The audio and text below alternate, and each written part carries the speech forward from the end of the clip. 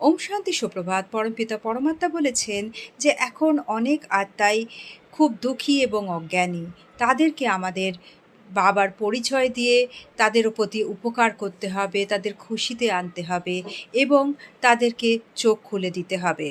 বাবা বলেছেন যে এমন অনেক সময় লাগে যে কোনো বোন বা দিদির গুণ বা বিশেষত্ব খুব ভালো লাগে। তখন আমরা বলি যে তারা খুব ভালো। তো আমরা যেন তাদের দেহ অভিমানে না গিয়ে বরং আমরা তাদের গুণটাকে ধারণ করি। এ নয় যে তারা তাদের গুণ বা তাদের বিশেষত্ব আমাদের প্রভাবিত করে তোলে। সেই রকম যদি হয় তবেই আমরা বাবার প্রিয় হয়ে উঠতে পারবো, বাবার স্নেহী হতে পারবো এবং তখনই আমরা ডিট্যাচ থাকতে পারবো এবং সেফ থাকতে পারবো।